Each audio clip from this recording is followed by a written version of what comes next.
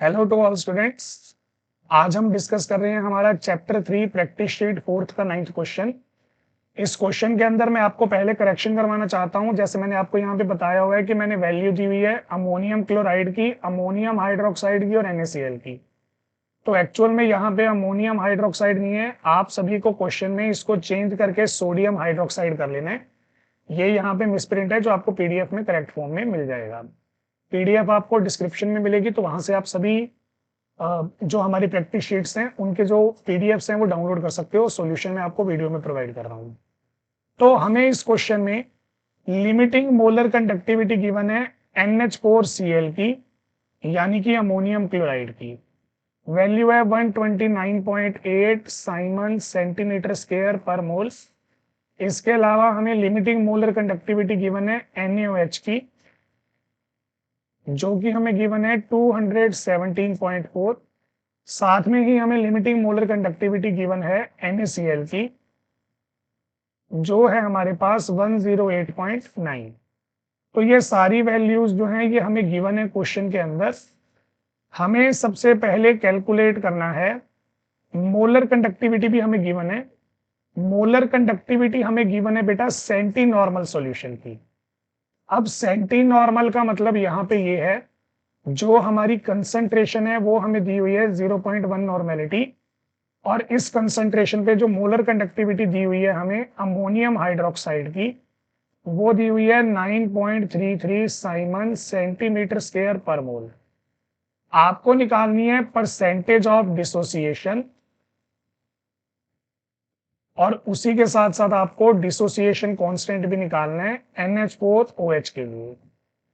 तो देखो, अगर इतना सारा काम हमें करना है तो हमें सबसे पहले यहाँ पे कैलकुलेट करना पड़ेगा हमारे अमोनियम हाइड्रोक्साइड की लिमिटिंग मोलर कंडक्टिविटी को। तो यहाँ पे देखो, limiting molar conductivity of ammonium hydroxide ये आप कैसे निकालोगे?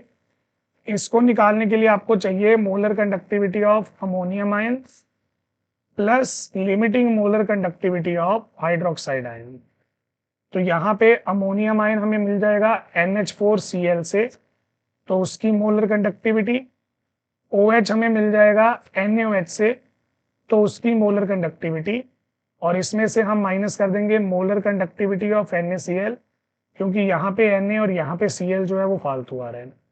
वैल्यूज मैं पुट कर रहा हूँ। देखो, NH4Cl की वैल्यू है 129.8, NaOH की वैल्यू है 217.4 और NaCl की वैल्यू है 108.9।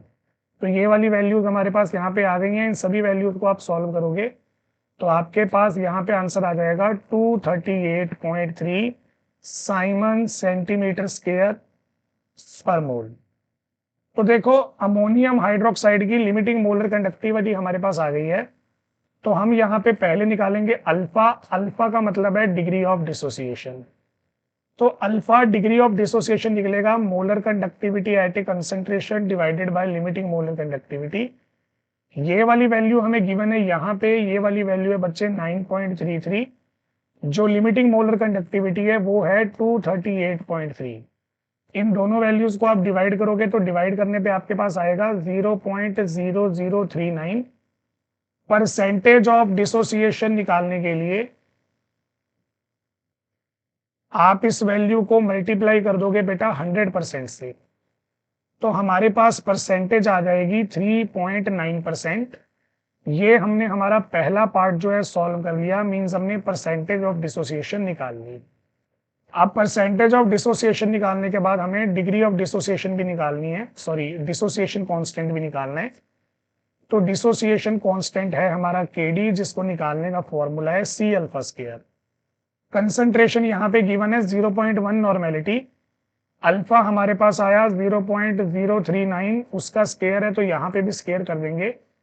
तो स्क्वायर करके सॉल्व करके जो हमारे पास वैल्यू आएगी वो वैल्यू आएगी 1.59 इंटू 10⁻⁻⁵। ये हमारा डिसोसिएशन कांस्टेंट आ जाएगा। तो बेटा क्वेश्चन में दो ही चीजें फाइंड आउट करनी थी, एक परसेंटेज ऑफ डिसोसिएशन और एक डिसोसिएशन कांस्टेंट। दोनों चीजें हमने फाइंड आउट करनी है। फिर भी अगर आपका क्वेश्चन में कोई डाउट है तो आप नीचे कमेंट्स में पूछ सकते हैं। Thank you.